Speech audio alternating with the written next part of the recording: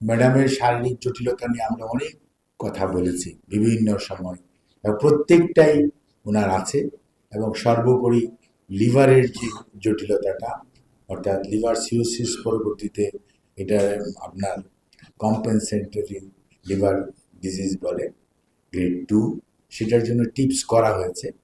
টিপসের কিছু technical aspect আছে, অ্যাডজাস্টমেন্টের বিষয় আছে। আপনি দেখবেন হার্টের স্ট্যান্ডিং করার পর চেক করে আবার সেটার জন্য কোনো ধরনের রিস্ট্যান্ডিং করে, অথবা চেক করে দেখে যে stand is not whether it is working nicely or not. এই জিনিসগুলো তো আমরা করতে পারিনি। তারপরে হার্টে আপনাদের মনে থাকার কথা যে ওনার ব্লক ছিল, আমরা খালি লাইফ সেভিং যেটুকু পোর্শন সেটুকুই করা হয়েছিল ওই সময়ে, কারণ শারীরিক সুস্থতা ওই পর্যায়ে ছিল না। কাজে ওনার আরও যে ব্লক আছে সেটা আমাদের অ্যাড্রেস করার দরকার আছে। ওনার ক্রনিক কিডনি ডিজিজ যেটা আছে সেটা আমাদের অ্যাড্রেস করতে হবে। তারপরে ওনার করোনা পরবর্তীতে কিছু জটিলতা আছে, সেই জটিলতাগুলো নিরসন করার জন্য, যাদের করোনা হয়েছে আপনারা জানেন অনেকেই, এই করোনার পরে অনেক ধরনের জটিলতা মানুষের মানুষের কিন্তু এখন বিভিন্নভাবে দেখা দিচ্ছে, আগে কিন্তু এটা বোঝা যায়নি। কাজেই আপনাদের ফ্যামিলির মধ্যে খোঁজ নিয়ে দেখবেন। তো কাজেই সেই সমস্ত জটিলতাগুলো, এটা ওভারঅল থরো চেকিং এর জন্য যেটা আমাদের দেশে হয়েছে, আমাদের দেশের ফিজিশিয়ানরা এবার কেয়ার হসপিটাল তাদের staff they did their best.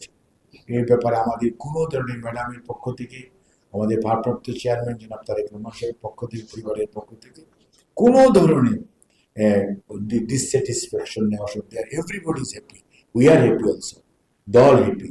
কাজেই আমরা আরও যদি কিছু করা যায়, লিভার ট্রান্সপ্লান্টের ইস্যুটা হচ্ছে মনে রাখতে হবে, ওনার যে বয়স এটা সিদ্ধান্ত দিবে লিভার ট্রান্সপ্লান্ট ইউনিটে যাওয়ার পর, ওখানে এই সুবিধাটা আছে।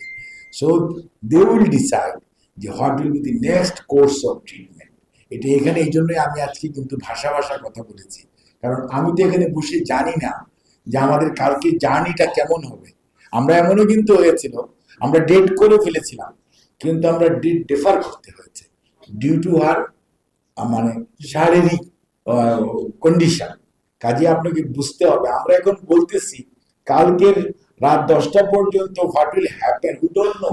কাজে আপনাকে মনে রাখতে হবে যে আমরা we are handling a patient, যে পেশেন্টের মাল্টিপল কোমরবিডিটিস আছে। কাজে তার জন্যই ওনাকে আমরা ওই লন্ডনের, ওটা হচ্ছে ওয়ান অফ দি মানে বেস্ট, মানে সবচেয়ে পুরনো, অত্যন্ত মানে বিশ্বস্ত এবং ওয়েল ইকুইপড একটি হসপিটাল, যেখানে নেওয়া হচ্ছে তাদের মাল্টিডিসিপ্লিনারি, আমরা সবসময় বলতাম সেখানে সকল ব্যবস্থা তাদের আছে, এবং সেই অনুযায়ী আমরা তাদের ওখানে নিয়ে যাচ্ছি, এবং তাদের ওখানে আমরা ইনশাআল্লাহ রেখে ওনারা সবকিছু দেখে তারপরে আপনার ডিসিশন হবে যে ওনার নেক্সট কোর্স অফ ট্রিটমেন্ট কি হবে।